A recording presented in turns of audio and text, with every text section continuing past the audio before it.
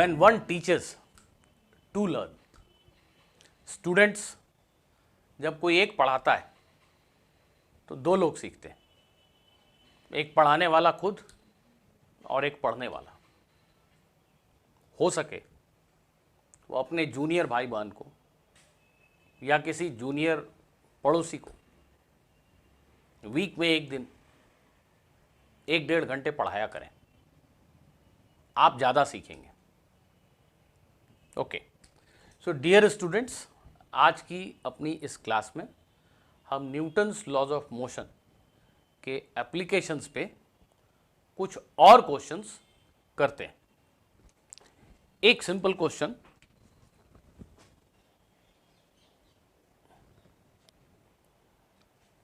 this is a fixed inclined plane. This surface is inclined, right? Think of a table surface that is inclined. You place a block on this surface and release it. Block has some mass m. And again, for simplicity, we will assume that this surface is smooth. The inclined plane is making an angle theta with horizontal. This is horizontal and this is your inclined plane which makes an angle theta with the horizontal. Placed on the inclined plane is a block of mass m. It is released from rest. There is no friction between the block and the inclined plane, and we have to calculate the acceleration of the block. The question is, find the acceleration of the block.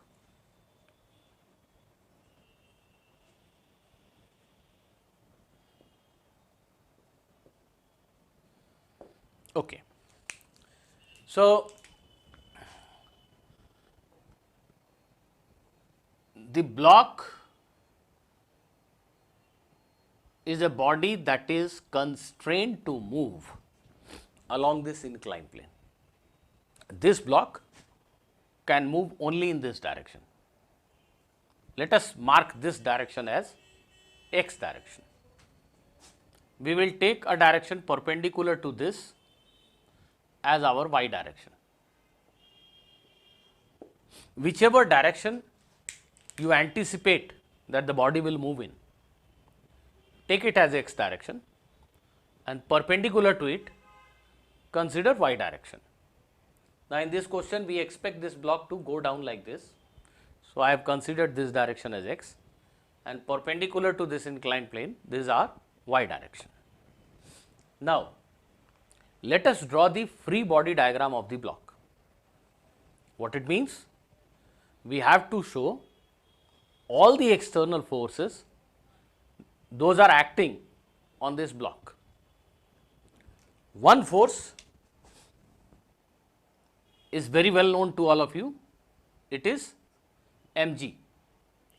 Who is applying this force? The gravitational pull of earth.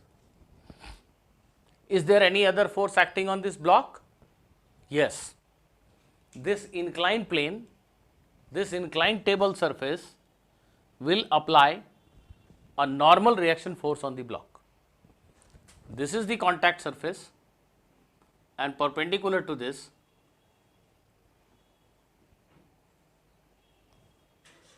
is our normal reaction force. This normal reaction force is applied by the inclined surface on the block, contact के perpendicular. Now, are all the forces acting along one line? The answer is no. There is a two-dimensional case. The forces are not along one single line, they are in very different directions. So, in all such cases, we need to resolve all the forces in x and y direction. Now, what is your x direction? The direction in which body is expected to move. Perpendicular to that is your y direction. Let us assume that acceleration of the block along x direction is a. To be able to apply Newton's laws of motion we need to ensure that all the forces acting on this block are in x and y direction. This normal reaction force is already in y direction. You need not resolve it. But this force mg, it is neither in x direction nor in y direction. We need to resolve this force into two components along x and y direction. Now, this is a vector which has to be resolved into two perpendicular components. One component parallel to x axis will be like this, and the other component will be in negative y direction, perpendicular to inclined plane like this. I hope you remember how to resolve a force or any vector.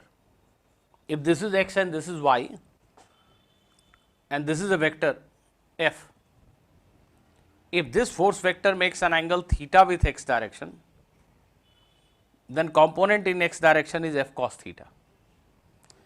If the same force vector, it is given that it makes an angle theta with y direction, in that case component of this force in y direction is f cos theta, and the other component in x direction is f sin theta. We remember this? The direction with which the vector is making an angle theta, component in that direction is cos theta, and in other direction it is sin theta. So, right now this is your given vector, ये force F जैसे था वैसे mg है, and these are two perpendicular directions, x and this is negative y. Of course, mg का component negative y direction में होगा और x direction में होगा. If you look at the diagram carefully, this is 90 degree angle, this is theta, therefore this is 90 minus theta. Can you see that? And therefore this angle is theta. These two red lines are perpendicular to one another. This is theta, this is 90 minus theta, because sum of angles of a triangle is 180 degree, this is 90 degree, this is theta, this is 90 minus theta. And because these two red lines are perpendicular, so if this is 90 minus theta, this has to be theta. So, component of mg in this direction, negative y direction, will be mg cos theta, and component of mg in the other direction will be mg sin theta. So, this force mg has been resolved into two perpendicular directions, mg sin theta down the incline and mg cos theta normal to the incline, perpendicular to the incline. This means that you have to completely forget about this force mg now. There is no more mg. We have replaced mg with these two red forces, mg sin theta and mg cos theta. So, you will have to think like this, that this block is being acted upon by three forces, normal reaction, mg sin theta and mg cos theta. So, now all our forces are either in y direction or in x direction. Now, we will apply Newton's second law in these two perpendicular directions.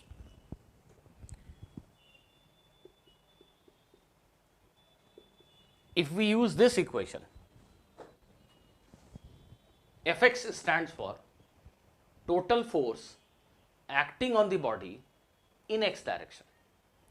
There is only one force acting on this block in x direction, it is mg sin theta. So, this is mg sin theta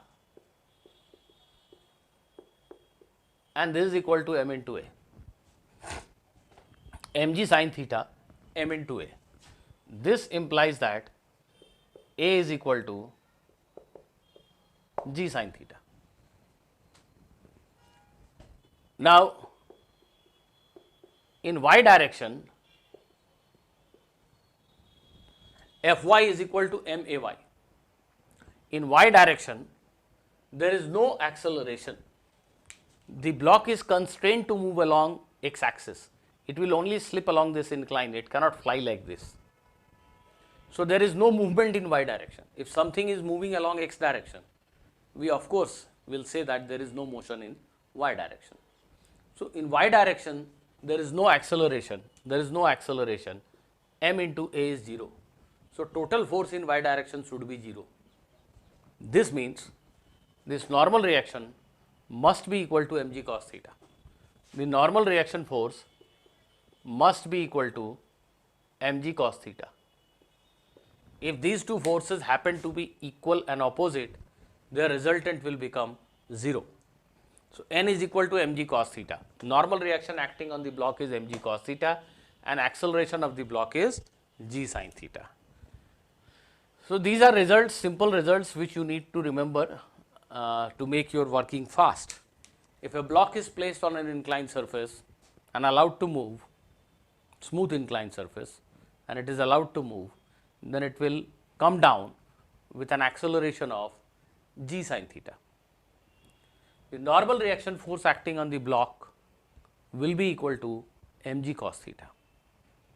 So if you go on increasing this angle theta, if the incline is more steep, if this angle theta is higher, then acceleration will be higher, because sin theta is higher for a higher value of theta. Theta को जैसे जैसे 0 से 90 degree तक बढ़ाओगे, sine theta की value बढ़ती है. So you make the incline steeper, the acceleration will go on increasing. At the same time, if you go on increasing theta, the normal reaction force will go on decreasing. Cos theta is something which decreases when angle changes from 0 to 90. Angle को जैसे जैसे 0 से 90 की तरफ बढ़ाओगे, cos theta की value कम होती है. Therefore, normal reaction force goes on decreasing with increase in inclination, whereas the acceleration goes on increasing with increase in inclination. Okay.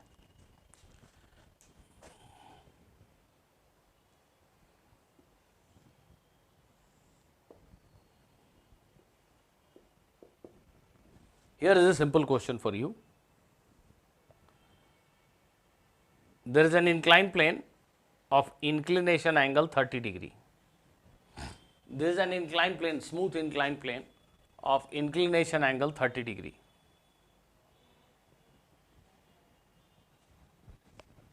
A small block is placed on the incline at the bottom and it is given an upward push. This block is pushed like this, it is given a thrust, impulse, एक चोट लगाया इसको, ऐसा hit किया, so that it starts moving with the initial velocity of 10 meter per second. This is a smooth inclined plane, inclination angle is 30 degree. At the bottom of the incline I place a block and give it a blow. I hit it so that it acquires an initial velocity of 10 meter per second. How high will the block rise on the incline before coming to rest? ये block कुछ दूर यहाँ आने के बाद यहाँ आकर रुक जाएगा. So at what height from the original position will the block come to rest? The question is how high, you have to tell me this height h, how high the block will rise before coming to rest on the inclined plane. How high the block will rise before coming to rest on the inclined plane. Pause the video, solve this question.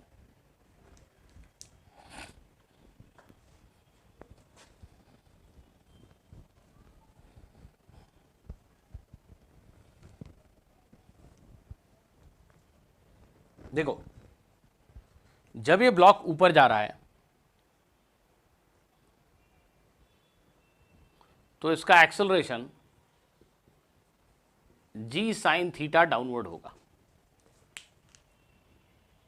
एक smooth incline plane पर एक block रखा है, छोड़ दिया, move कर रहा है, उसका एक्सेलरेशन जी साइन थीटा होगा. कुछ लोग कंफ्यूज हो रहे हैं कि यहाँ तो ब्लॉक नीचे जा रहा था, यहाँ ये ऊपर जा रहा है.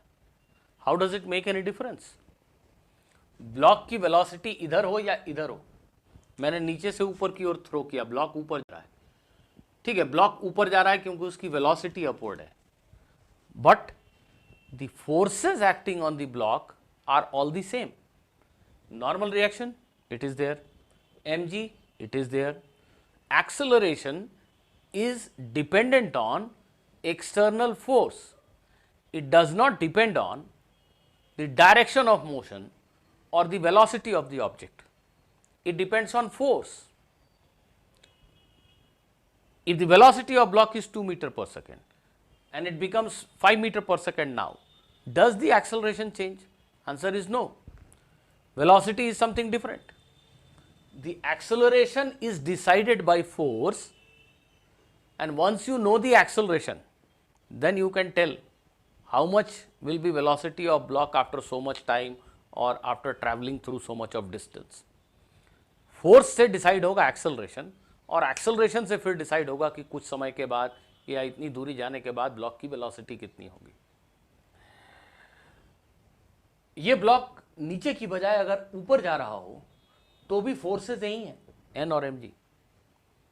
एम जी साइन थीटा अभी भी इस डायरेक्शन में है, तो अभी भी एक्सेलरेशन इसी डायरेक्शन में होगा, downward, and it will be g sine theta.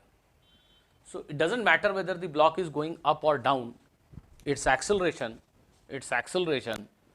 will be g sin 30 degree, which is 5 meter per second square down the incline. The direction of acceleration is down the incline. Block ऊपर जाए या नीचे जाए उसका acceleration तो down the incline है. g is 10, sin 30 is half. So now again this is a simple question of kinematics. The question is, there is a body having an initial velocity of 10. There is a body having an initial velocity of 10 and it is retarding at a rate of 5 meter per second square. Of course, this time the block is retarding. The block is going up whereas its acceleration is down. In this case, when the block is sliding down, its speed is increasing because acceleration is in the direction of motion. But right now, the block is going up, so what? Acceleration still remains downward. Its value is 5. The acceleration is directed opposite to velocity, means the block is retarding, it is slowing down. So we can use simple kinematics to find out.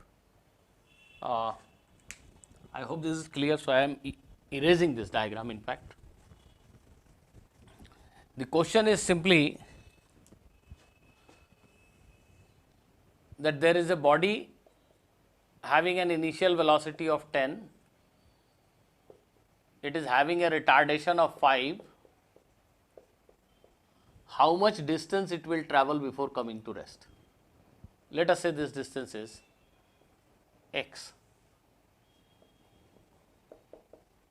एक body की initial velocity 10 है, उसका retardation 5 है, कितनी दूर चलने के बाद वो बॉडी रुक जाएगी? This can be calculated using this equation. The final velocity is 0, initial velocity is 10, acceleration is -5. What is value of x? Initial velocity is 10, slowing down and finally it stops. How much distance it has traveled before coming to rest? Using this equation, I can get the value of x. When v is 0, initial velocity u is 10, a is -5. Why -5? If you take upward direction as positive, the acceleration is negative. It is retardation. Therefore, x is 100 divided by 10 meter. So the block will travel a distance of x along the incline before coming to rest.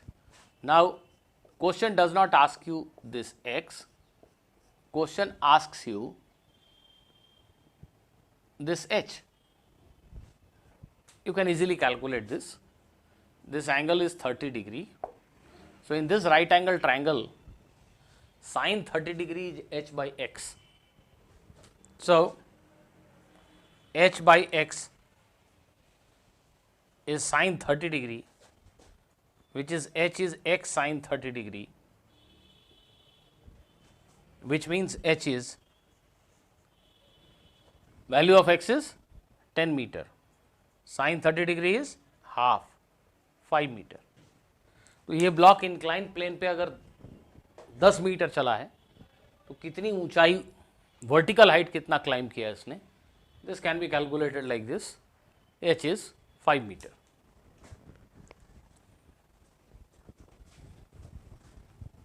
The lesson learnt is block is going up or going down. This is its velocity. Acceleration is not dependent on velocity. Acceleration is decided by forces, and the forces remain same whether the block is climbing up or sliding down the incline. The forces acting on it are same, and therefore the acceleration is same. Okay. Now, let us consider a question like this.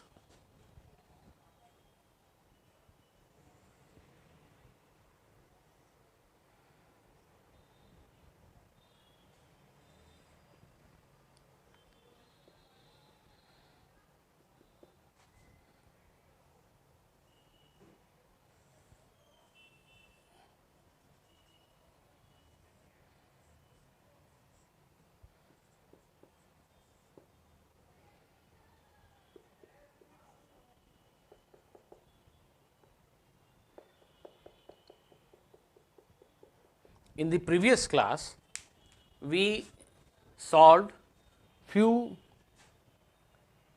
simple Atwood machine questions. The first question was, there is a pulley and there are two vertically hanging blocks.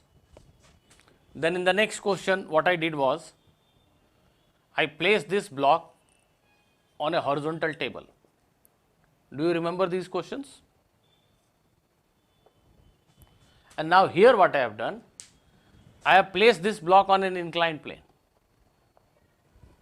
There is an inclined plane and block has been placed like this. This string connects the two blocks. So, this is a fixed pulley, situation is ideal, pulley is massless, string is massless, and there is no friction between the block and the incline. This 1 kg block can only move along the inclined plane. It is connected to this 2 kg block through this string passing over the pulley. Pulley is fixed, but it is massless. Now, we have to find the acceleration of the two blocks. Find acceleration of the two blocks. Again, press the pause button, give it a try. Find the acceleration of the two blocks. Okay, students, the first thing that we need to recognize is that acceleration of the two blocks will be very much same. They are connected directly by a string. So, if this block moves down by 1 meter, this one must climb up by 1 meter along the incline. If this goes down by 1 meter, length of this segment of string increases by 1 meter. So, here the length of string must decrease by 1 meter. So, this must go up by 1 meter. So, this slides along the incline by 1 meter, this falls vertically downward by 1 meter.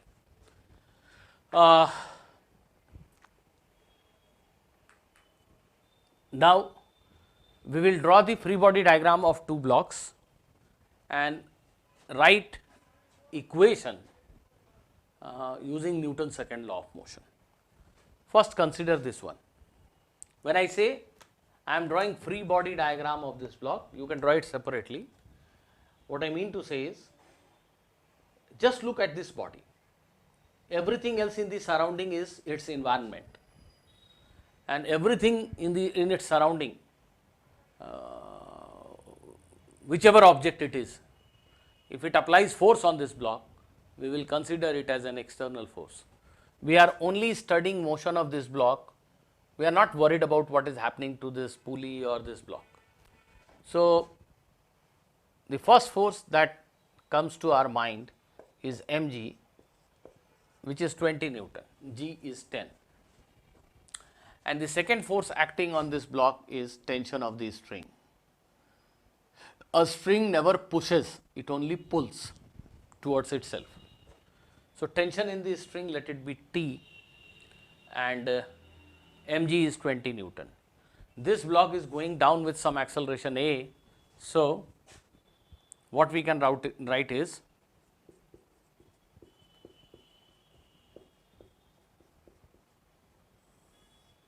net downward force 20 Newton minus T. Net downward force is 20 Newton minus T. This is equal to mass times acceleration. Net downward force is 20 Newton minus T, net downward force, and this must be equal to mass of this block 2 kg into its acceleration. So, this is our first equation.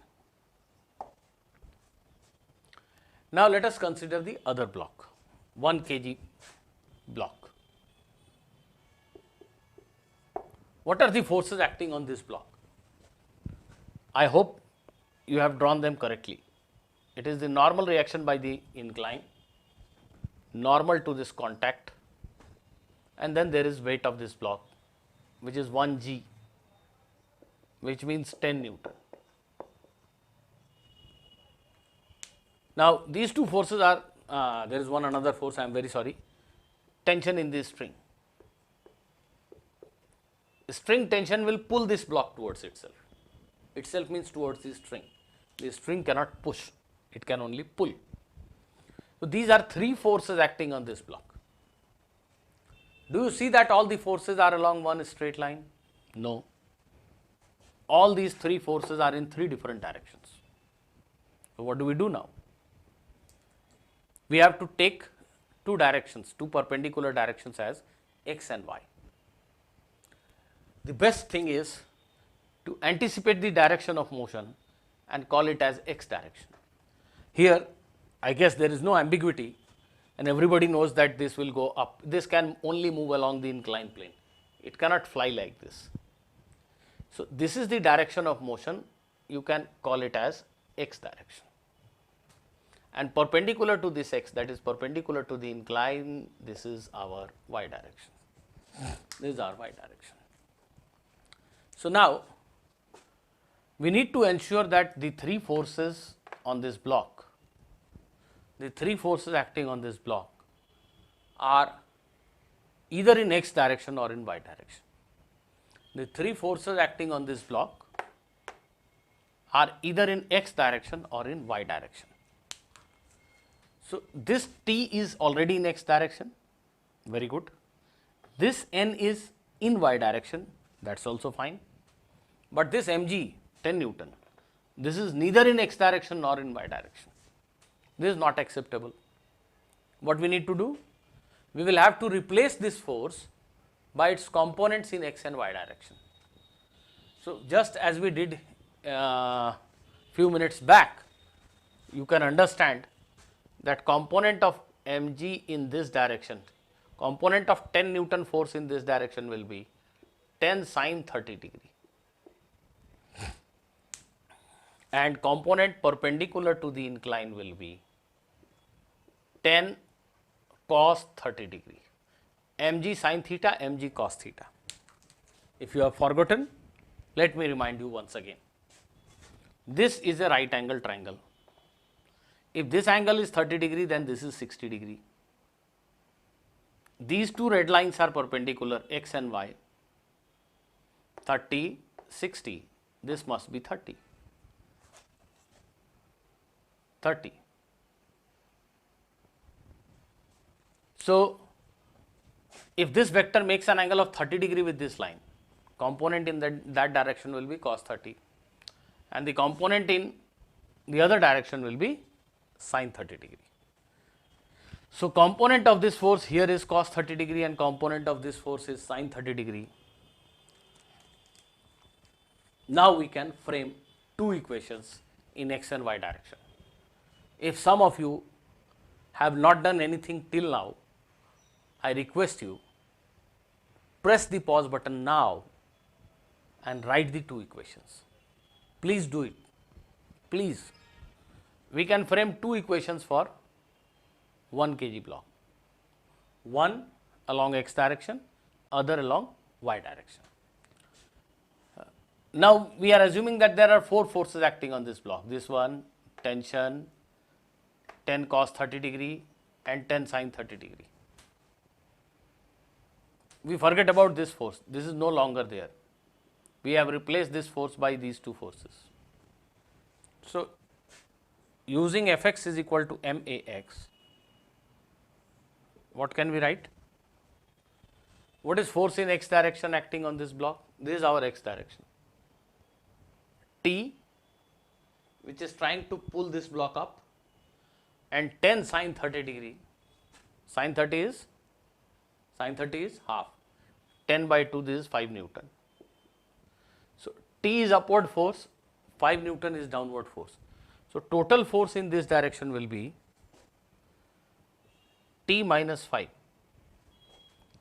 T minus 5.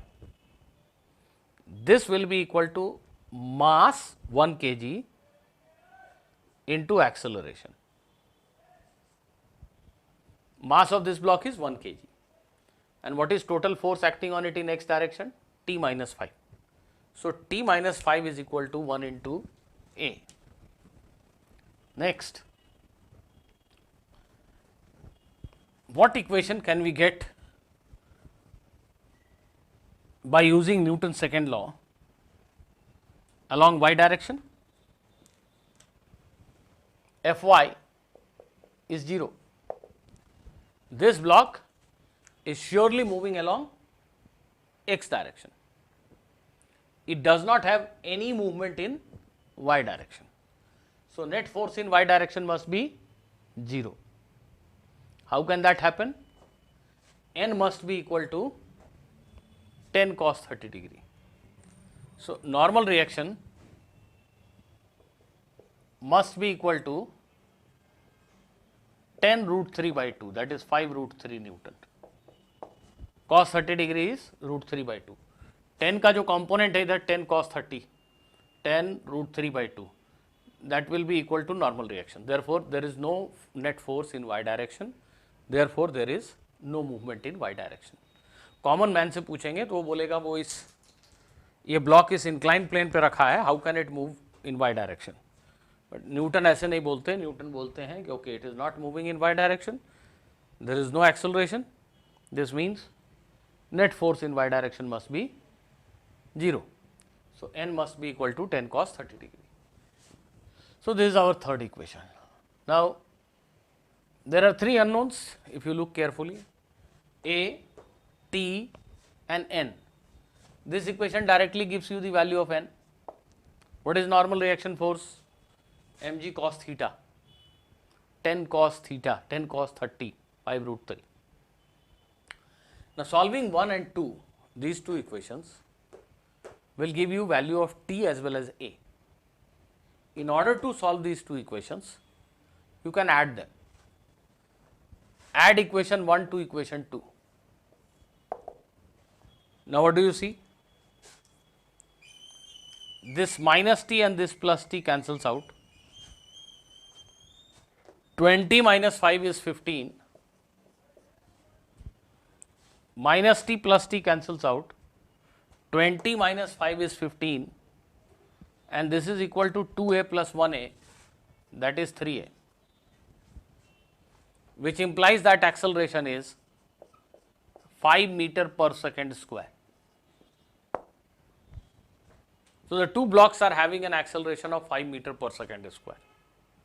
If you substitute this value of A in either of these two equations, you will get the value of T. Let us say we put this value of A into equation 2.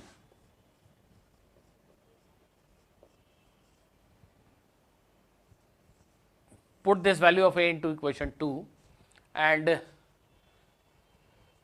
in place of A you write 5. Look at it carefully. T will become equal to 10 Newton. I hope you can do it yourself. replace A with 5, so T is 10 Newton. So tension in the string is 10 Newton and acceleration of the two blocks happen to be 5 meter per second square.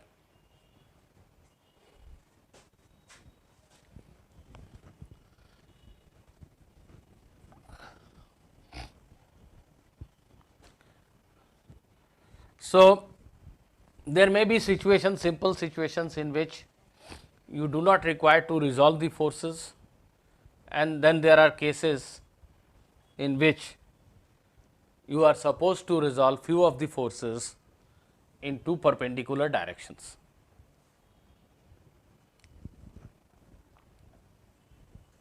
Okay.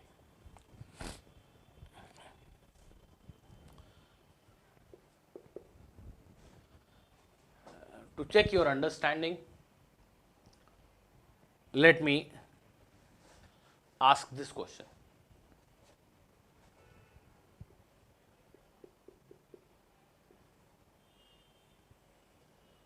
I'll go back to original etude machine.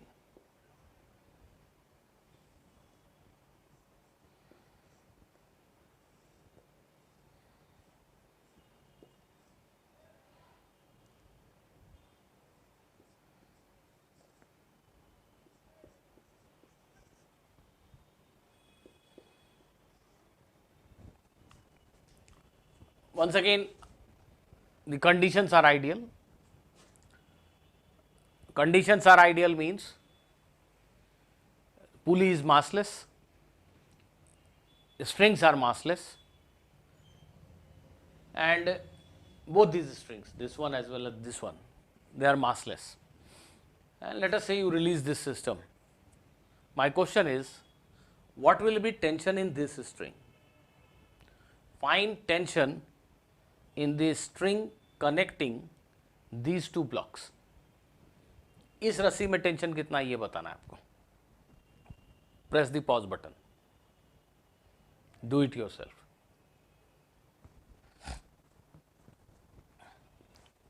देखो, हम चाहें तो इन तीनों block के free body diagram अलग अलग बना सकते हैं और तीन इक्वेशंस फ्रेम कर सकते हैं. यहां ये ध्यान रखना है, इस रस्सी में यहां से यहां तक टेंशन एक ही है, लेकिन ये डिफरेंट रस्सी, बीच में मास आ गया. इस रस्सी का टेंशन और इस रस्सी का टेंशन इन जनरल डिफरेंट हो सकते हैं, दे आर डिफरेंट. तो यहां अगर टेंशन तुमने T1 माना है तो यहां टेंशन T2 लेना होगा. तीनों ब्लॉक का फ्री बॉडी डायग्राम अलग अलग बनाकर T1, T2 और A तीन अननोन होंगे, क्वेश्चन को सॉल्व कर सकते हैं आप. पर एक ज़्यादा आसान तरीका भी है. देखिए, मैं दूसरे तरीके से करता हूं. सबसे पहली बात, इधर ज़्यादा भारी है, ये नीचे जाएगा, ये ऊपर जाएगा. एक्सेलरेशन सबके सेम ही होंगे, कोई कारण नहीं अलग होने का. एक्सेलरेशन की वैल्यू लिखने के लिए मैं अगर ऐसा सोचूं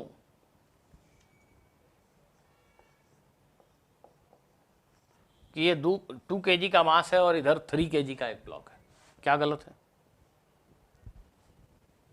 भाई? ऐसा सोच लो मन में कि ये जो 1 kg और 2 kg के ब्लॉक हैं दो. एक मिनट के लिए ऐसा सोचो कि मैंने इसको एक हल्के कागज के रैपर में ऐसा पैक कर दिया, एक हल्के कागज के बॉक्स में पैक कर दिया, तुम्हें नहीं दिख रहा उसके अंदर क्या है. तो this whole red box is one single object having mass of 3 kg. ये जो दोनों ब्लॉक है इसको मैं एक कागज के गिफ्ट पैक में पैक कर दूं तो उस गिफ्ट पैक का वजन कितना होगा? 3 kg. तो एक्सेलरेशन निकालने के लिए मैं ऐसा सोच सकता हूं एज इफ इधर 2 kg मास है और इधर 3 kg मास है. Don't you think so? इसको अगर कोई कागज में पैक कर दे, तुम्हें दिखाई ना दे कि ये दो ब्लॉक हैं, तो तुम तो एक ही बात समझोगे ना कि इस थैले का वजन 3 kg है. तो एक्सेलरेशन निकालने के लिए ऐसे सोचो कि ये 2 kg है, 3 kg है, एक 2 kg का ब्लॉक है, एक 3 kg का ब्लॉक है। तो एक्सेलरेशन तो हम डायरेक्टली लिखना जानते हैं, हमें याद है, फॉर्मूला याद है। क्या याद है? m1 minus m2g by m1 plus m2, m1 minus m2 bracket में g by m1 plus m2। इस केस में m1 3 kg minus m2 2 kg into g by m1 plus m2। Value of g is 10, 2 meter per second square.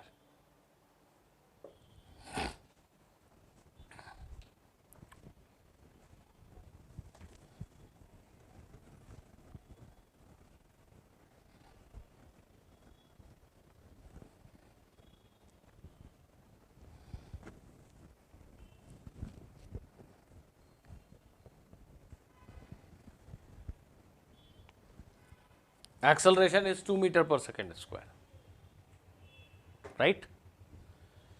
So, to find the acceleration, it is not necessary to consider these two as separate objects. This is what I am trying to teach you. You can just think a little bit and replace these two blocks with a single block of 3 kg mass. But the original question didn't ask you to calculate acceleration. The question was to calculate tension in this string. Students, once you know the acceleration, you know that this block is moving with this acceleration, you can straight away calculate this tension. What is meaning of tension in this string? Think carefully.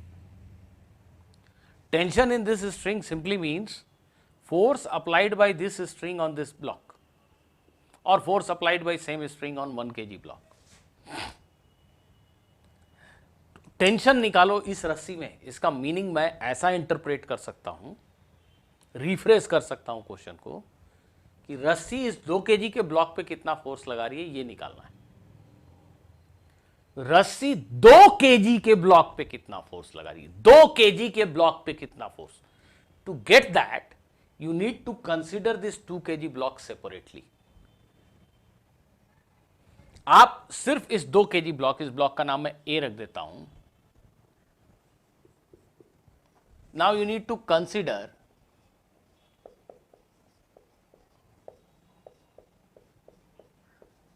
block A. This block A has a mass of 2 kg, its weight is 2g, 20 Newton, and then there is this string applying a force T on this block. So, if you just think about this block, forget about the entire thing, just think about motion of this block.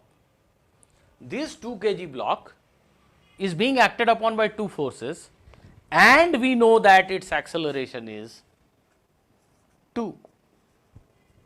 The whole thing has one common acceleration 2. This block is going down with an acceleration of 2. ये रस्सी इस block पे कितना force लगा रही है ये जानने के लिए सिर्फ इस ब्लॉक के मोशन को स्टडी करना ही पड़ेगा। सो सिर्फ इस ब्लॉक के मोशन के बारे में हम सोच रहे हैं। We are not thinking about this, we are not thinking about this. So now the net downward force on this block is 20 minus T. This must be equal to mass of the block into acceleration. Net downward force is 20 minus t, that is m into a, and t is 16 Newton. Tension is 16 Newton. In which string? In this string. If somebody asks you to find tension in this string, then you can either consider motion of this block or you can consider motion of this block. You just study the motion of this block and you will get tension in this string, or else you already remember the formula. If there are two blocks on two sides, then tension in this string is 2 m1 m2g by m1 plus m2. m1 is 2 kg, m2 is 3 kg. 2 m1 m2g by m1 plus m2. You can directly use that formula. If you have forgotten that, then because you know the acceleration, just as you studied the motion of this block, now you need to study motion of this block or this one. Anyone is fine. इसका motion study कीजिए, इसको रस्सी कितने force से खींच रही है, that is tension in this string. So you can get tension in this string also. Okay.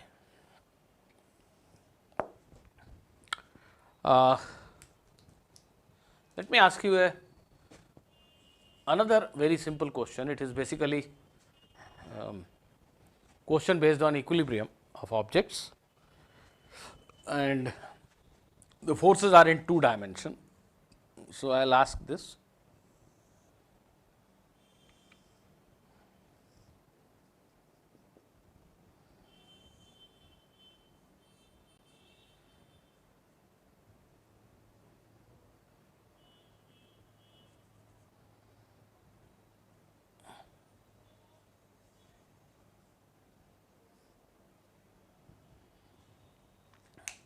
Look at this diagram.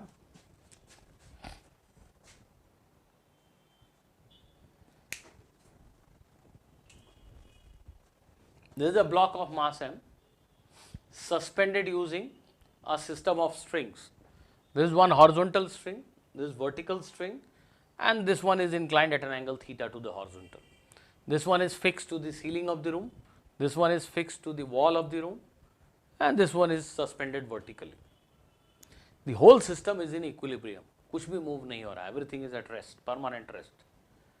You have to find tension in this string, or rather you have to find tension in each of the 3 strings. Find tension in these strings. That is the question. Find tension in these strings. Nothing is moving, everything is at rest. Nothing can move in this question actually. You have to find tension in the 3 strings.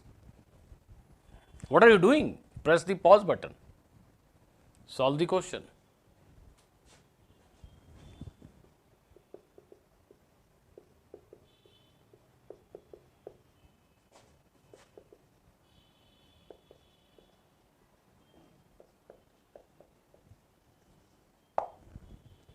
Find tension in 3 strings. Well, first thing, this block is at rest because weight of this block is being balanced by tension in this string. Let me call it T1. The block is at rest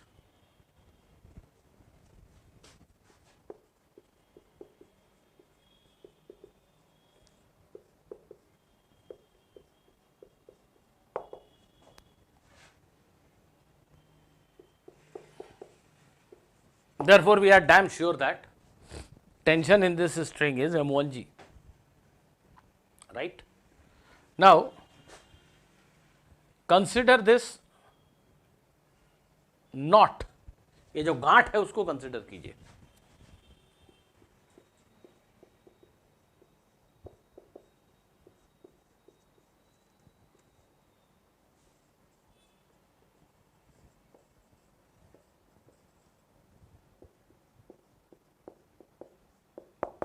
Consider the forces acting on the knot A. ये जो गांठ है इस पे act करने वाले forces के बारे में सोचते हैं. इस रस्सी में टेंशन T1 है, ब्लॉक को रस्सी ने ऊपर खींचा, इस गांठ को, इस ज्वाइंट को रस्सी इतने ही फोर्स से नीचे खींचेगी. रस्सी हमेशा अपने दोनों एंड पे बंधी चीजों को अपनी तरफ खींचती है, इसको ऊपर, इसको नीचे. इस नॉट पे, इस गांठ पे ये जो रस्सी है वर्टिकल स्ट्रिंग, इसका टेंशन T1 डाउनवर्ड लग रहा है. इस टेंशन की वैल्यू कितनी है हम जानते हैं, इस टेंशन की वैल्यू mg है. अब इस नॉट के ऊपर इस स्ट्रिंग का टेंशन T2 लग रहा है. ये T2 का डायरेक्शन कैसा है जरा ध्यान दीजिए, ये हॉरिजॉन्टल से थीटा एंगल पर है, ये हॉरिजॉन्टल से थीटा एंगल है, ऑल्टरनेट एंगल। इस गांठ के ऊपर इस रस्सी का टेंशन डाउनवर्ड, इस रस्सी का टेंशन इधर, और ये रस्सी इसको अपनी तरफ खींच रही है with a force let us से T3 हॉरिजॉन्टल।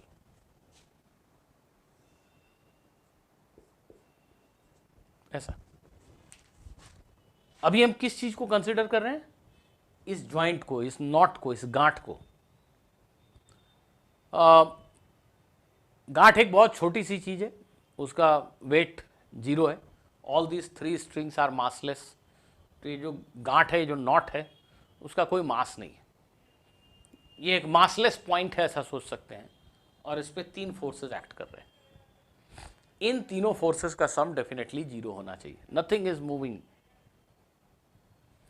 ये तीनों फोर्स इक्विलिब्रियम में, इन तीनों फोर्स को इक्विलिब्रियम में होने के लिए horizontal that means x direction और वर्टिकल लेट अस से वाई डायरेक्शन, इन दोनों ही डायरेक्शन में नेट फोर्स 0 होना चाहिए। तो हम ऐसा कर सकते हैं, पहले मैंने क्या किया, ब्लॉक को स्टडी किया, mg के बराबर टेंशन होना पड़ेगा। अब इस रस्सी में जितना टेंशन ऊपर है ब्लॉक पे लग रहा है, ये रस्सी उतना ही टेंशन इस पे नीचे लगा रही है mg। इस रस्सी में T2, इस रस्सी में T3 मान लिया। अब इस नॉट के ऊपर टोटल फोर्स 0 है, तो T2 का कंपोनेंट इस डायरेक्शन में T2 cos थीटा, इस डायरेक्शन में T2 sin थीटा। मैंने T2 के 2 टुकड़े कर दिए, T2 को हटा दिया, ये मेरे पसंद के डायरेक्शन में नहीं है। X and Y are my favoured directions. तो इस नॉट पे टोटल फोर्स 0 होने का मतलब X डायरेक्शन में भी फोर्स 0 होना, Y डायरेक्शन में भी फोर्स 0 होना। अगर हम Y डायरेक्शन के फोर्स को पहले 0 करें, Fy 0, Y डायरेक्शन में कौन कौन से फोर्स है, अपवर्ड फोर्स है T2 sin थीटा और डाउनवर्ड फोर्स है mg। इस गांठ के ऊपर अपवर्ड फोर्स है T2 sin थीटा और डाउनवर्ड फोर्स है mg। So T2 sin theta must B mg, which means T2 is mg by sin theta. तो देखिए मुझे T1 पता है mg, मुझे T2 भी पता चल गया mg by sin theta. Theta is a given number.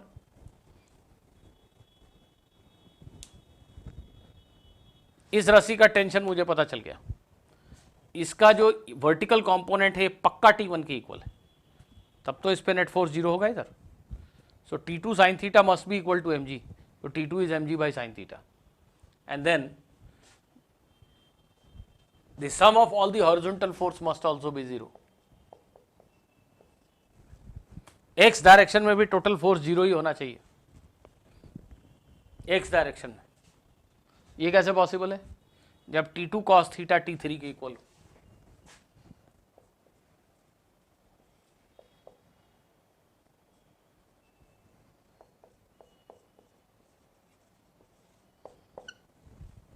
जब T2 cos theta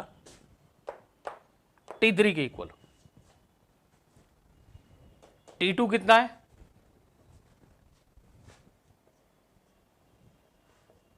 mg by sine theta, ये T3 की वैल्यू हो गई। mg cot थीटा, ये T3 निकल आया, ये T2 निकल आया और ये T1 निकल आया। इस ब्लॉक के इक्विलिब्रियम को स्टडी करेंगे। Equilibrium means there is no acceleration, net force is 0, mg must be equal to T1। Now let us study equilibrium of this knot। T1 is downward force, T2 is a force making an angle of theta with horizontal, and T3 is a horizontal force। So vector sum of these 3 forces must be 0। आसान summation के लिए what we do is we decided to resolve this force in horizontal and vertical direction। T2 cos theta, T2 sin theta. Now for vertical equilibrium, this must be equal to this. T2 sin theta must be equal to T1, which gives T2. For horizontal equilibrium, T3 must be equal to T2 cos theta. T3 must be equal to T2 cos theta. Because T2 is known, substitute the value of T2 mg by sin theta and you get T3. Well, I considered two different objects, so as to say. I considered this block separately and then I considered this not separately. One may not do this. What I can do is, I can think of this whole thing as one system. मैं ऐसा सोच सकता हूँ, थोड़ा सोचने का तरीका different, मैं ऐसे सोच रहा हूँ, बात तो वही है पर मैं ऐसे सोच रहा हूँ अभी. ये तीनों रस्सी और ये ब्लॉक एक सिस्टम है, एक ऑब्जेक्ट है. These three strings and block, this is my system. Now what are the external forces? mg, that is applied by earth. Then T2, this is the force applied by the ceiling on the thread. रस्सी छत को अपनी तरफ खींच रही है, छत रस्सी को अपनी तरफ खींच रहा है. तीनों रस्सी और ब्लॉक मेरा सिस्टम है, मैं ऐसे सोच रहा हूं. तो मुझे बाहर से तीन फोर्स दिखते हैं. mg, ये पूरा मेरा एक सिस्टम है. बाहर से mg, छत ने रस्सी पे फोर्स लगाया T2 और इस वॉल ने इस रस्सी पे फोर्स लगाया T3. तो ये जो मेरा सिस्टम है, इसके ऊपर तीन बाहरी फोर्स हैं. mg, vertically downward mg, T2 making an angle theta with horizontal and then T3. ठीक है, इस पूरे सिस्टम के ऊपर तीन बाहर फोर्स हैं. mg, T2 cos T2 applied by the ceiling on the thread and T3 applied by the wall on the thread. इन तीनों फोर्सेस का वेक्टर सम 0 होना चाहिए. So again you will resolve this T2 into two components. T3 is horizontal, this will be equal to this, this will be equal to this. You will write same equations, it's not much different.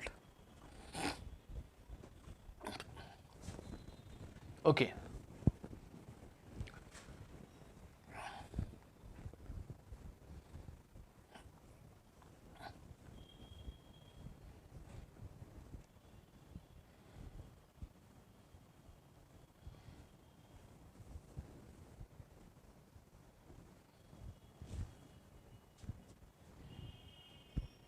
Okay.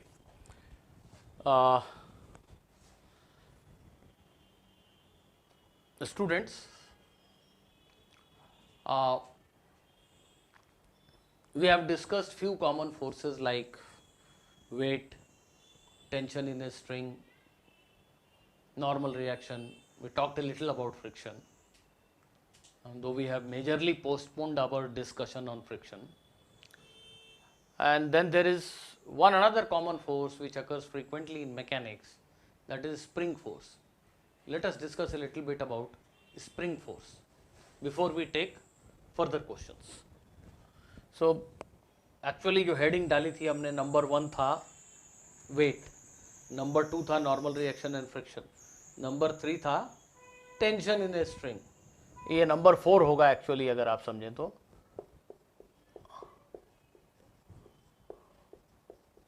Spring force. ठीक है, इस पे discussion मैंने थोड़ा टाल दिया था कि पहले नॉर्मल रिएक्शन और स्प्रिंग टेंशन पे ही क्वेश्चन कर लेते हैं, फिर स्प्रिंग फोर्स को अलग से लेंगे. I am assuming that all of you have seen a spring. Again we will assume an ideal spring. Ideal spring means ऐसी स्प्रिंग होती नहीं है, क्वेश्चन को सिंपल रखने के लिए हम ऐसी स्प्रिंग अज्यूम करेंगे. An ideal spring has zero mass and it obeys Hooke's law.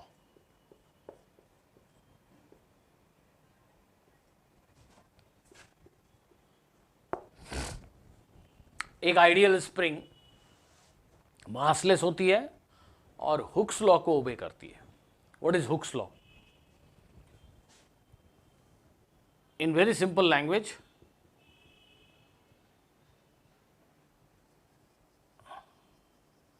this is what is meant by Hooke's law. Consider this as your spring. This is relaxed. There is no stretching or compressing force acting on it. This is a relaxed spring.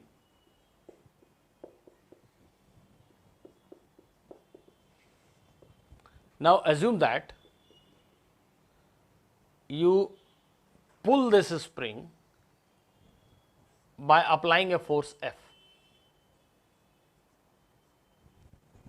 आप एक F force लाकर spring को खींचते हो.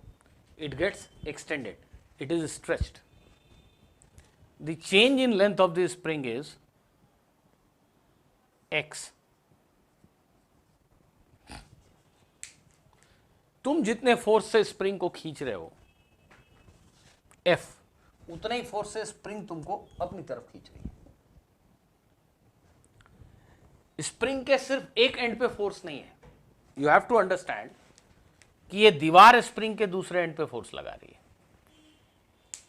Spring अगर एक खुली spring हो ऐसे रखी है फर्श पे, एक एंड को पकड़ के खींचोगे तो थोड़ी एलोंगेट होगी, उसकी लंबाई थोड़ी बढ़ेगी. एक एंड को पकड़ के खींचोगे तो वो चलने लगेगी. दोनों एंड को जब पकड़ के खींचोगे तब इस स्प्रिंग की लंबाई बढ़ेगी. दोनों एंड पे फोर्स लगाना होगा. एक स्प्रिंग को ऐसा पकड़ के दोनों एंड पे पकड़ के खींचोगे तब वो एलोंगेट होगी. तो दूसरे एंड पे मैंने नहीं होल्ड किया, दीवार से बांध दिया है, तो मेरे हाथ की जगह दीवार है. दीवार उसको उतने ही फोर्स से इधर खींच रही है. क्यों? स्प्रिंग मासलेस है. मासलेस. दुनिया में किसी भी मासलेस चीज पे नेट फोर्स हमेशा जीरो होता है. भाई ये न्यूटन सेकेंड लॉ है. ठीक है, तुमने देखा किसी चीज का एक्सेलरेशन है 10 लेकिन उसका मास है 0, तो उसमें नेट फोर्स कितना हुआ? 0 ही हुआ ना. एक्सेलरेशन हो या ना हो, अगर मास ही 0 है तो ऑब्जेक्ट पे नेट फोर्स क्या होगा? 0. अगर ये मासलेस स्प्रिंग है तो हर हाल में इस पे नेट फोर्स 0 है. एक एंड पर तुम अगर फोर्स F लगा रहे हो तो दूसरे एंड पे दीवार F फोर्स लगा रही है. Total force on the spring is always 0 if it is massless, or if it is a massless string then also total force on it is always 0, always 0. Okay, so there are two forces at two ends. You pull the spring with force F, spring pulls you inward with force F. The wall pulls the spring and at the same time spring pulls the wall.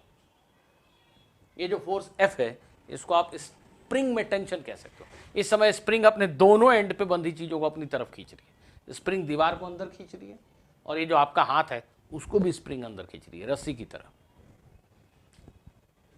Spring इस समय वैसे ही force apply कर रही है जैसे एक taught string एक खींची हुई रस्सी जैसे फोर्स लगाती है, वैसे ही स्प्रिंग भी फोर्स अप्लाई कर रही है. But the force, the tension force in the spring, और I let me call it as spring force. Spring जितना फोर्स तुम्हारे हाथ पे लगा रही है, let me call it as spring force, इतना ही फोर्स स्प्रिंग दीवार पे भी लगा रही है. ठीक है? जो स्प्रिंग फोर्स है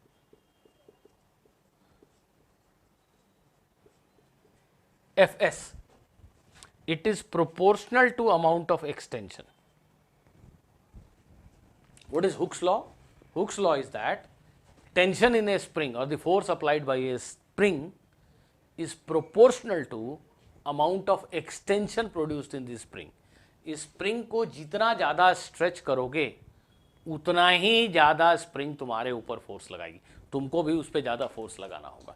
अगर x की बजाय तुम स्प्रिंग को 2x खींचो तो तुम्हें 2f फोर्स लगाना पड़ेगा. स्प्रिंग भी तुम्हें 2f फोर्स से अंदर खींचेगी. अगर x की बजाय तुम 3x खींचो तो तुम्हें 3f फोर्स लगाना पड़ेगा, ट्रिपल. उतनी फोर्स से स्प्रिंग भी तुम्हें अंदर खींचेगी. तो the spring force increases linearly with extension. This is Hooke's law. This is Hooke's law. And we write this as spring force is equal to a constant into x. This constant K is known as force constant of the spring. This constant K is known as force constant of the spring. K is known as force constant of the spring. Its unit is Newton per meter. Newton divided by metre. मैंने simply ये कहा बेटा कि एक spring के दोनों and पे force लगाओगे तब वो स्ट्रेच होगी, और स्प्रिंग को तुमने अगर 1 सेंटीमीटर स्ट्रेच किया, फोर्स एफ है, 2 सेंटीमीटर स्ट्रेच करना चाहते हो, फोर्स 2F होगा. उतने फोर्स से स्प्रिंग तुम्हें खींच रही है, तुम भी उतने फोर्स से उसको खींच रहे हो. Newton third law. अगर 3 सेंटीमीटर स्ट्रेच करना चाहते हो तो फोर्स 3F होगा. Force is directly proportional to x. X doubles, force doubles. X triples, force triples. X halves, force halves. So F is directly proportional to x, and the proportionality constant is known as force constant of the spring. This force constant of spring depends on the construction and material of the spring. ये spring की बनावट पे depend करता है. Spring किस material का बना है, स्प्रिंग का बना है, स्टील का बना है, कॉपर का बना है, उसके स्टील का जो वायर यूज़ किया वो कितना थिक है. ऑल दोज फैक्टर्स उसकी बनावट पे डिपेंड करेगा. उसके जो हेलिकल सर्कल्स हैं, जो हेलिक्स के सर्कल हैं वो छोटे हैं बड़े हैं, all those things decide the force constant of the spring.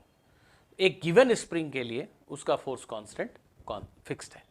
एक गिवन स्प्रिंग का फोर्स कांस्टेंट फिक्स्ड है, ऐसा हम मान के चलेंगे. So spring force is proportional to x. It is written as kx. Now there is right now I said that just like a taut string, the spring pulls the object at its two ends, but there is a big difference between a string and a spring. A spring can also apply a push force on the objects connected at its ends. When is that? That happens when you compress the spring rather than stretching it. This is your relaxed spring.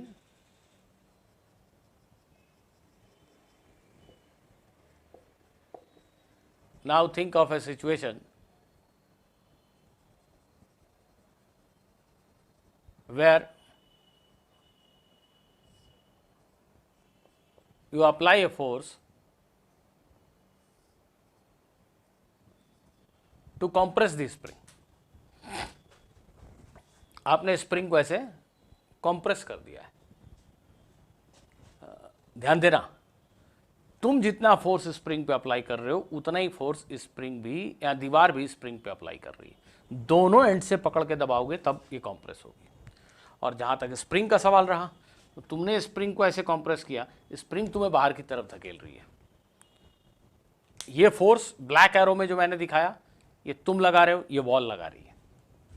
Spring जो तुम्हारे हाथ पे force लगा रही है वो बाहर की तरफ है. स्प्रिंग जो दीवार को पुश कर रही है वो बाहर की तरफ है. यहां स्प्रिंग तुम्हें अंदर खींच रही थी, दीवार को अंदर खींच रही थी. कॉमन सेंस है भाई, मत बोलोगे नहीं समझ में आ रहा है. स्प्रिंग को खींच दिया तो वो तुम्हें अंदर खींचती है. ये दीवार से स्प्रिंग बांध के खींच रहे हो तो स्प्रिंग तुम्हें अंदर की तरफ खींचती है, अपनी तरफ. लेकिन एक स्प्रिंग को कॉम्प्रेस कर दिया तो वो तुम्हें इधर धकेलती है. तो जब तुमने स्प्रिंग को ऐसा कॉम्प्रेस किया तो वो तुम्हें बाहर की तरफ पुश कर रही है. If the compression is x, then the force applied by the spring on you is still equal to k into x. In summary, if you stretch the spring by x, it pulls you inward with force kx. If you compress the spring by x, it pushes you outward by force kx. So a spring can pull you as well as push you. A string can never push you, but a spring can always push you. If you compress the spring, it will push you outward. If you stretch the spring, it will pull you inward. So a string can never apply a push, but a spring can apply a pull as well as push. And the second thing, the spring force obeys Hooke's law, means the spring force is proportional to change in its length. What is x? X represents change in length of this spring.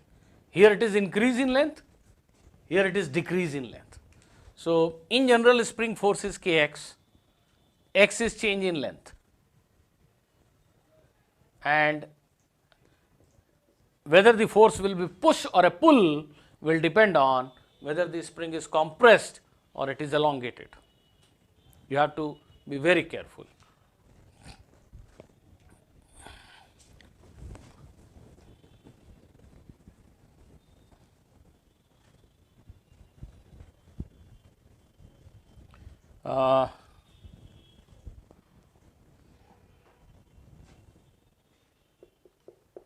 Let me take a very simple example. This is a spring, massless spring. Its force constant is 20 Newton per meter. Now, you tie a block of mass 0.5 kg to the end of this spring. Because of this load, this spring will extend, it will stretch. What will be extension in the length of the spring? By what length it will stretch? What is this x? Spring की लंबाई कितनी बढ़ जाएगी? Pause the video, give me the answer. It is quite trivial and most of you must have done it. This block, after going down a little bit, comes to rest. Actually, in practice, it will oscillate for some time and then it will settle down. So, after it has settled down, after it is no more moving, after it is in equilibrium, this is the equilibrium position of the block. It is no more moving. So, when the block is in equilibrium, net force on it is 0. Weight of the block mg is pulling it down, 0.5 into 10, 5 Newton is the weight. There must be some other force which balances this weight. Where is that force? The immediate surrounding of this block has this spring tied to it. Very simple to understand. A spring is applying same 5 Newton force in upward direction. The spring is stretched and any stretched spring pulls just like a string. So, the spring force in equilibrium means there is no longer any acceleration in the block. It is at permanent rest. In equilibrium, the spring force must be equal to mg. Kx is 5 Newton. If the spring has stretched by x, then how much force it is applying on the block? The answer is k into x. This is spring force and it should be equal to mg, which is 5 Newton. Value of k is 20, therefore x is 1 by 4 meter. 1 by 4 meter, 25 centimeter. So, the spring must have stretched by 25 centimeter.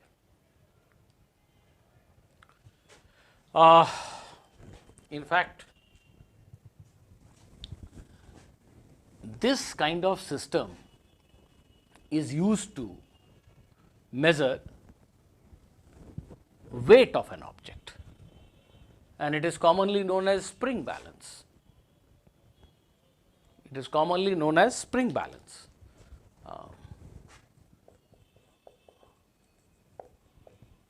The physical balance which you see at any sabji wala shop or grocery shop is used to measure mass, but a spring balance can be used to measure weight. इस spring के नीचे एक hook लगा है and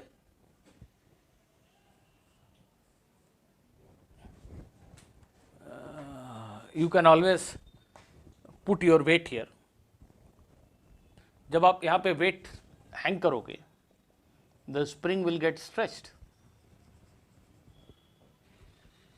by measuring the amount of extension you can know the value of weight. यहाँ weight रखने से the spring has got stretched. What is usually done is यहाँ पे एक scale होता है, ऐसा एक scale हो सकता है,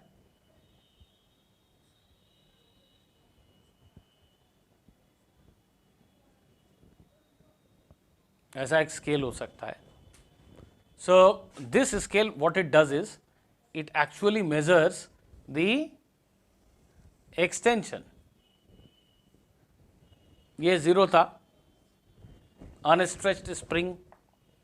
Now the spring has got elongated by, इसमें एक पॉइंटर लगा हो सकता है यहाँ पे ऐसा, ये स्प्रिंग के एंड पे पॉइंटर लगा है, जब लोड डाला तो ये स्प्रिंग खिंच गई ऐसे, ये पॉइंटर यहाँ आ गया. यहाँ स्केल पे मैंने पढ़ लिया कि स्प्रिंग कितनी खिंच गई, ये स्प्रिंग कितनी खिंच गई ये मैंने रीड कर लिया. If I know the value of K, I know the value of weight. Weight mg is equal to kx. So just by measuring the extension x, spring कितनी खींची ये मेजर करके मैं इसका वेट बता सकता हूँ. mg is equal to kx. So weight of a body can be measured using this kind of balance. In practice, हम K की वैल्यू स्प्रिंग की एक्सपेरिमेंट से पहले से जानते हैं और X की बजाय डायरेक्टली हम वेट ही लिख देते हैं.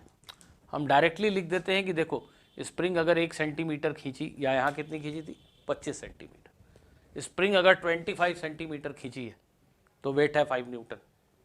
स्प्रिंग अगर 50 सेंटीमीटर खींची है तो वेट है 50 न्यूटन. यहाँ सीधा लिखा होता है X 25 सेंटीमीटर की बजाय यहाँ सीधे लिखा है 5 न्यूटन. X 50 सेंटीमीटर की बजाय यहाँ सीधे लिखा है 10 न्यूटन. तो स्प्रिंग 50 सेंटीमीटर खींची तो वेट है 10 न्यूटन, लेकिन सेंटीमीटर कितनी खींची ये नहीं बता के हम डायरेक्टली यहाँ पे वेट मार्क कर सकते हैं. तो एक कॉमन मैन को आसानी होगी वेट पढ़ने में. और कॉमन मैन बहुत ही कॉमन है, अगर उसको बिल्कुल भी फिजिक्स नहीं आती, he doesn't understand what A Newton is, तो इसको हम किलोग्राम में कन्वर्ट करके लिख सकते हैं. इसको 0.5 kg लिख सकते हैं यहाँ पे, इसको हम 1 kg लिख सकते हैं कि 1 kg का ऑब्जेक्ट सस्पेंड किया है तो वेट mg 10 न्यूटन के बराबर है, तो डायरेक्टली किलोग्राम में लिख दो. तो this kind of balances are also seen these days with sabzi वालाज and all, you must have seen it. So basically spring balance measures force, that is important. कई मेलों में आपने वो मशीन देखी होगी जिसमें बोलते हैं कि अपनी ताकत मेजर करो. So there is something which you have to pull, and the more you extend it, the higher goes the reading. उसके अंदर और कुछ नहीं है कि स्प्रिंग बैलेंस है, एक स्प्रिंग है, बहुत स्टिफ स्प्रिंग है, K की वैल्यू बहुत बड़ी है. So you find it really hard to pull it, to stretch it. जितना ज़्यादा स्ट्रेच करोगे उतनी ज़्यादा तुम्हारे मसल पावर है, तो रीडिंग दिखाता है कि आपने इतना न्यूटन फोर्स लगाया. So basically spring balance is used to measure force, right?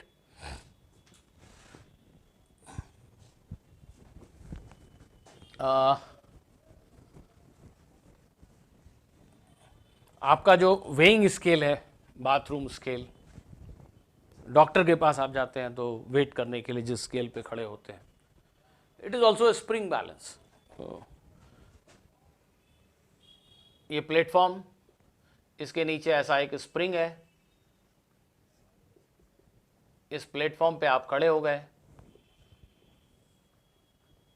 आपके वेट की वजह से ये स्प्रिंग कॉम्प्रेस हो गई. आप कैसे बैलेंस होंगे, आप इक्विलिब्रियम में कैसे होंगे, आपके वेट को कोई बैलेंस करना चाहिए ना. ये जो स्प्रिंग है ये एक्स कॉम्प्रेस हो गई तो ये अब आपको पुश कर रही है के एक्स फोर्स. कॉम्प्रेस जब हो जाती है स्प्रिंग तो पुश करती है, धक्का देती है. पहले प्लेटफॉर्म यहां था, आप खड़े हुए दब गया x, spring is applying a force के x, so now you are in equilibrium, which means kx is equal to mg. तो स्केल ऐसा बना होता है कि उसमें x नहीं बताया जाता, वो डायरेक्टली आपको वेट की वैल्यू दे देता है. But the basic principle is कि स्प्रिंग कितनी कंप्रेस हुई मेरे खड़े होने से, कितनी दबी, that tells you what your weight is. वो स्केल को ऐसा कैलिब्रेट कर दिया गया है कि भाई 1 सेंटीमीटर दबा तो 100 न्यूटन बताना, 2 सेंटीमीटर दबा तो 200 बता दो सीधे। But what it measures first is the compression, and that compression K into X tells you your weight. So this is how a spring balance functions. So students, I think today we will stop here, and in next class I will continue with more examples. This is Newton's laws of motion, as I told you, are very simple to state, very difficult to apply. You need a lot of practice to master them. So in the next class also, we will continue with examples. Thank you.